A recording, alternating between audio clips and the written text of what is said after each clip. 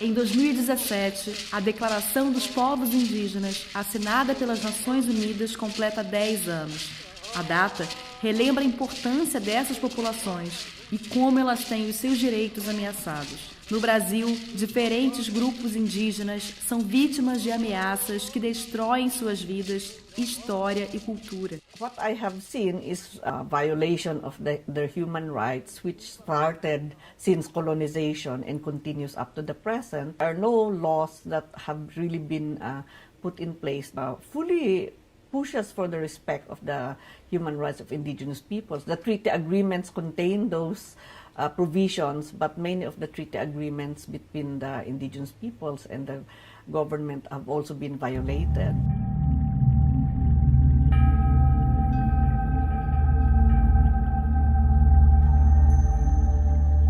No Mato Grosso do Sul, centro-oeste do Brasil, a frequente violação de direitos humanos afeta principalmente os Guarani Kaiowá.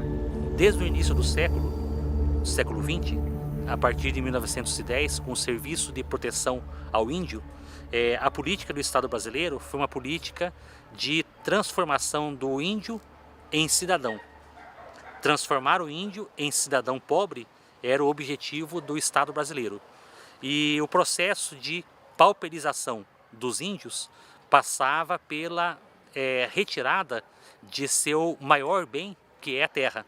O Estado, ele criou pequenas áreas, 8 delas chamadas de reservas, para onde ele, de 1910 a 1960, foi transferindo, eufemismo para a palavra remoção, gradativa e forçadamente das aldeias para o interior das reservas.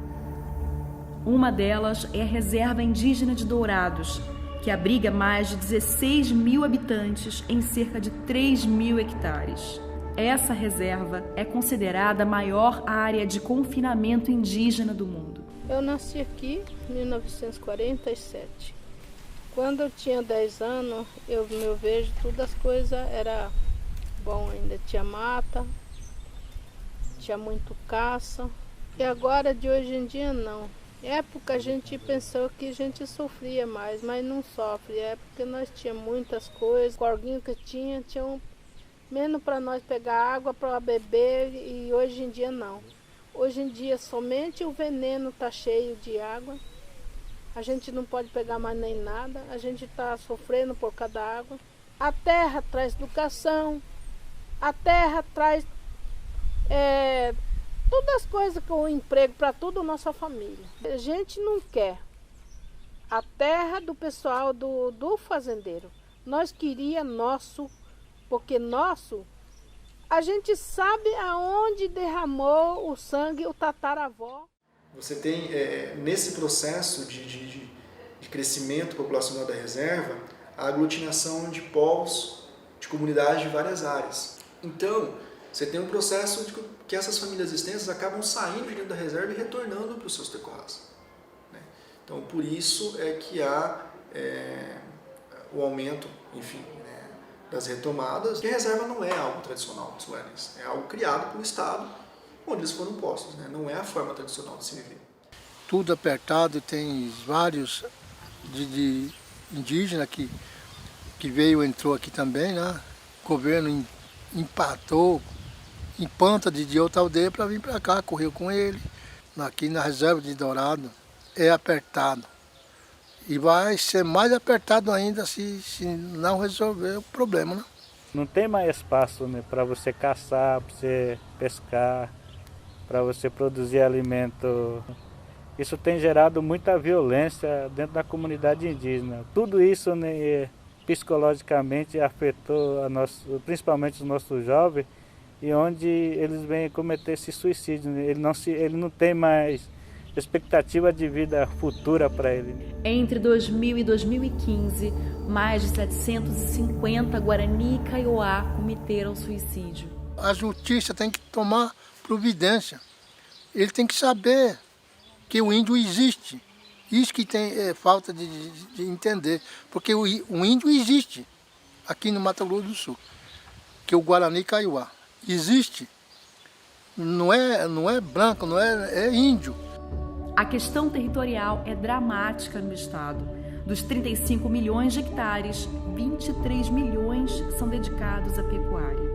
Ameaças e assassinatos são frequentes na região. Nos últimos 12 anos, quase 400 Guarani e Kaiowá foram mortos. Dona Damiana vive há 12 anos à beira da estrada após ser despejada de Apicaí, terra reivindicada pelos índios. Desde a sua remoção, ela teve 9 parentes mortos. Sua família é frequentemente ameaçada. Onde é que estava essa bala? Bem na frente ali. Na frente da sua casa? Bem na frente da minha casa, olha ali, onde que ele para, lá a casa dele, olha lá a casa dele. É, partiu mais. Eu guardo esse daqui eu vou entregar lá em Brasília. Em 2009, após a retomada de Ipoí, o corpo de Genivaldo Vera foi encontrado. Rolindo continua desaparecido. Vou atacar com 2009. Primeiro, vou atacar com o rapel aí. Vou atacar com o sandiga coi. O Pepe peria o caninho que agora não tem não de aparecer, então você A perda foi muito triste, muito doloroso, mas a gente tem que manter a união, a força, porque não vai adiantar a gente perder um parente querido e enfraquecer na frente de muitas crianças que estão crescendo, que estão precisando de terra. A família a perder, serra e mapea a perder, mas porque se andar coi bem uma esperança que roimena muito peco a se lá andar coi uma esperança lá a recade eu super orendiemba com a nunca. Achei botar lá o pare sengai botar lá hakura o japuramende. Orang tamaro sufika peha hakurango wakone onyehundiko ore uinanade. Ore senga ula se parte ai pota hakura o japura é de demarcação essa gerure made. Que tamaro sufi ha onye entende de por não dar cura pero socorre pe lá esperança do guerecoio e aí. Em Marangatu, próximo à fronteira com o Paraguai, várias lideranças foram assassinadas. O túmulo de Marçal de Souza, morto em 1983 com 5 tiros, relembra essa tragédia. O túmulo dele está aqui, né? Aí, Dorvalino também foi assassinado aqui, na entrada da aldeia. Então, recentemente o Simão Vilhalva também sofreu quando a comunidade sofreu esse ataque, ele foi assassinado cruelmente também com um tiro na cabeça. Então, a história aqui tem sido muito triste, né? Marçal tombou, mas se levantou muitos líderes depois do Marçal, que já foram assassinados já também. As autoridades competentes, órgãos públicos competentes que era para fazer demarcação desse território, então o estudo já foi feito, já foi homologado. Não deram a posse para os indígenas ocupar seu território tradicional de novo. Nísio Gomes, cacique de Guaiviri, foi morto em 2011. 19 pessoas foram acusadas. É o fazendeiro que vem matar, né, o meu pai, Nísio Gomes, né? Então eles que mataram, eles percebem que se eles matarem o Nísio, o cacique, né, já teria o indígena já vai correr tudo, né? Eles produziram essa plantação e fizeram as casas dentro do território indígena do Guarani Kaiowá, né? Aqui morava um monte de pessoas, né? Daí os fazendeiros chegaram, né? Chegaram e expulsaram nossos antepassados, dizendo que a gente comprou essa terra, agora é nossa. Nós de Guarani Kaiowá sabe bem que esse local é do território indígena, né? A gente voltou porque é nosso, né? Daha carai kuramba ko cara ore awa o inte ko oremba hau paglore que dia ko ore te ko hanga mi rupe ore poru hanga ore uto ore família ore miani no je tai miani no tai me buje ore família ore ro mano na dia ore família je miani ore miani je to po ko. Em Curuçuambá, em junho de 2016, um novo conflito matou 1 e feriu 6 índios a bala. A retomada começou em 2007. Aqui em Curuçuambá, desde 2007, voltaram à nossa terra tradicional, porque aqui a terra é nossa. Já destruíram o nosso mata, a nossa riqueza. Nós não temos mais a nosso fruto guavira. Queremos ver a demarcação, porque a terra é nossa. Essa aqui, a terra é nossa. Somos povo originário do Brasil. Para nós, maior lei do Brasil é direito dos povos indígenas, porque nós que somos povo originário do Brasil. O Brasil foi descoberto em 1500, mas os nossos ancestrais já viviam em várias partes da região do Brasil antes de 1500. E aqui é um território ainda não é reconhecido a nível do governo, uma área de retomada, uma aldeia até tradicionais que o governo, tanto os fazendeiros, tanto os políticos, os juízes, os judiciários, ainda não reconhecendo como aldeia, mas nós já reconhecemos porque aqui é a nossa aldeia dos nossos antepassados. Enquanto nós estamos reclamando, enquanto nós estamos denunciando, ao redor das nossas aldeias estão sendo plantados soja, milhos, estamos sendo atacados. Não consigo nem ir mais para outras aldeias, por exemplo, visitar, porque eu sou ameaçado, em qualquer lugar eu posso ser matado. Nós deixamos de ser colônia, mas continuamos colonizando, né, o diferente. Essa permissividade em relação à violência, né?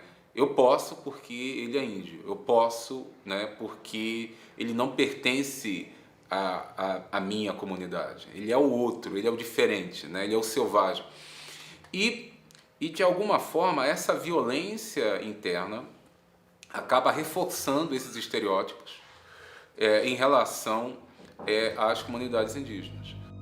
Criada pelo governo há 50 anos, entre as suas funções, a Fundação Nacional do Índio, FUNAI, realiza estudos de identificação de terras indígenas. O órgão ajuda a assessorar o programa de governo federal que protege índios ameaçados. O papel da FUNAI é muito mais no sentido de observar, né, efetivamente denunciar e servir como um braço, né, uma logística necessária para a efetivação desses programas e dessas ações de proteção.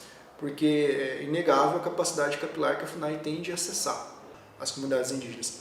Então a gente é muito acionado nesse sentido, de ser a interlocução para efetivamente fazer com que esse programa chegue às pessoas e vice-versa. Neste ano, o governo cortou mais de 50% do orçamento da FUNAI, comprometendo o trabalho de seus servidores. Isso prejudica, sim, a nossa capacidade de estar presente e de executar as ações, né? Isso somado à falta de servidores é uma forma de criar na FUNAI uma situação de inoperância, grosso modo. A gente fica, apesar de haver por parte dos servidores, né, e por parte da própria FUNAI efetivamente uma intenção muito grande de conseguir executar a sua missão, a questão orçamentária ela é de grande impacto, né? Ainda carece muito do Estado brasileiro entender a necessidade de preservação dos povos indígenas. A gente tem um cenário atual de ataques aos direitos dos povos indígenas que precisa ter atenção, precisa ser visto. Eles não respeitam nossos direitos, eles não querem ver a nossa situação. Mesmo que está na lei, eles não cumprem ainda. A Declaração da ONU sobre o Direito dos Povos Indígenas nasceu para cobrar direitos após séculos de injustiças históricas. O artigo 10 diz que nenhum povo indígena será removido à força do seu território. O artigo 26 diz que os povos indígenas têm direito às terras, territórios e recursos que ocupam e possuem. O artigo 28 fala sobre o direito à reparação por restituição ou indenização pelos territórios e recursos que os índios possuíam. Hoje, a busca pela demarcação das terras tradicionais é o pilar das fragilidades que afetam as populações indígenas. O Brasil, ele gosta no plano internacional, de apresentar números. Nós demarcamos tantas terras indígenas, 90% dessas terras, talvez até mais, elas são em terras indígenas amazônicas, né? Onde não há um entrave ou um embate direto entre a pretensão do agronegócio e a pretensão das comunidades indígenas. Uma parte das comunidades na Amazônia, elas estão em suas áreas de ocupação. Então, o que nós temos é um processo de demarcação, efetivamente. Ou seja, você demarca, né, áreas que já estão ocupadas. No Centro-Sul, nós temos um processo de devolução de territórios. Nesse processo, o governo não avança. E quando avança, ele avança para reforçar estereótipos. Então, ele devolve áreas pequenas, absolutamente descaracterizadas ambientalmente, e sem que as comunidades elas tenham acesso a recursos adequados para que possam se manter. Essa relação hierárquica é que acaba fazendo com que, tristemente, se entenda como um favor, né, aquilo que, na verdade, é um direito. A corredor, Quacotecoha Curuçuambape, Orenda Catuei Maroho, Rohe Caponha, da Catuei Maroho, Rojohei Oreao, da Catuei Ma, Ore Caraipera Fazendeiro Quero, Oitupami Uirá, Ponha, Guavirá, inteiro ore tradicional, Coape Ore. Ode marca Hanguaha, Roipota. Saúde a escola, mitaquera rehape. Loico aceitarei com Curuçuambape, ando resolvendo prefeito a escola, ando de apoio. Roça mitaquera, o cura mandecatuio a escola, por causa ando coi ajuda com Curuçuambape. Ando ajudar a prefeitura, loico teve mitaquera su. Escola loico teve mitaquera, ando resolver mi prefeito Coronel Sapucaítegua. A preservação das terras ancestrais mantém rituais vitais para os Guarani e Kaiowá, como a reza dos alimentos. Então, é com a Morotim, com a Onyemoinha, de Jeroque, Rabu, o Sepo na Rama. Aqui é com a acha no de apoio a mexer saúde, qualquer isso mexer. Com rama, o pejante aí.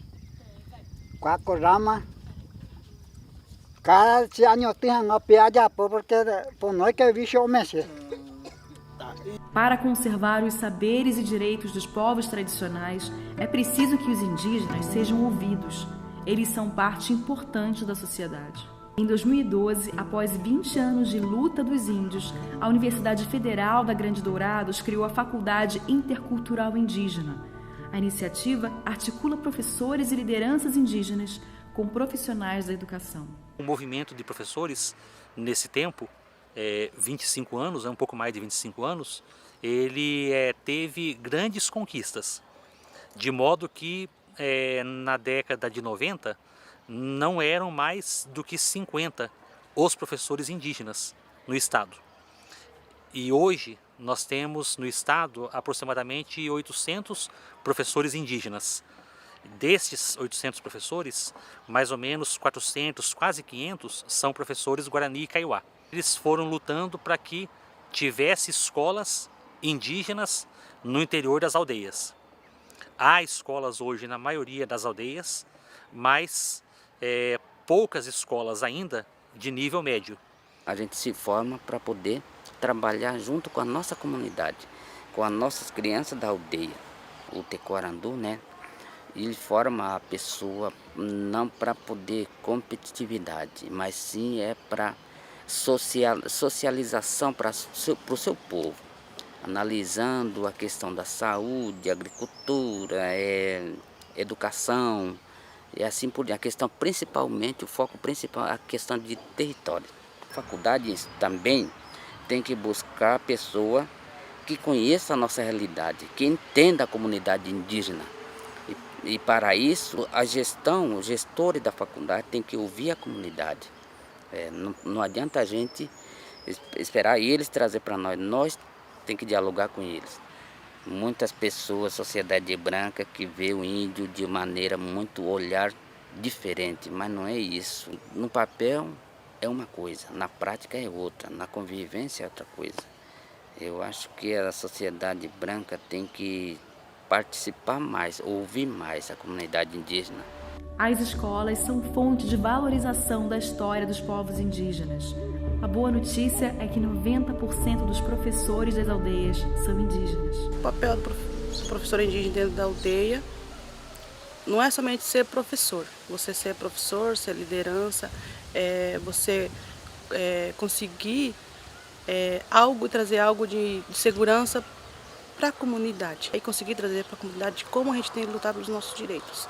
Então seria também a escola em si, o professor seria uma janela que traz, né, para a comunidade como a gente tem que lutar, né? Pensando no ensino, é claro que, né, ela evoluiu muito, né, por sermos a maioria de professores indígenas, se preocupam muito em trabalhar, né? Mas em questão de outras situações, por exemplo, alguma criança aqui depois da reocupação, tem algumas crianças que não vai fazer 2 anos de reocupação, a criança ainda não está vindo na escola, por difícil acesso, né? Porque como a gente vive numa área em conflito, a prefeitura às vezes é barrada por muitas coisas que não pode entrar. A gente tenta trazer ela mais para a questão indígena mesmo, né? Assim, as leis que amparam, como que a gente tem que trabalhar, explicando, conscientizando, explicando o porquê da nossa luta, por que a gente não pode desistir, por que a gente não pode parar.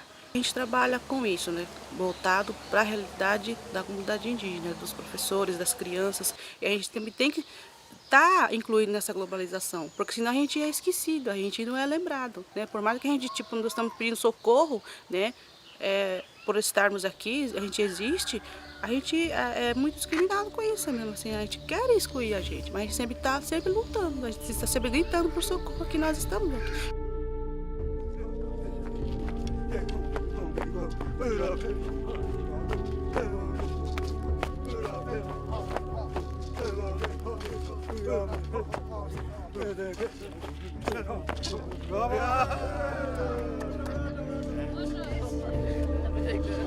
Cái pin lấy quả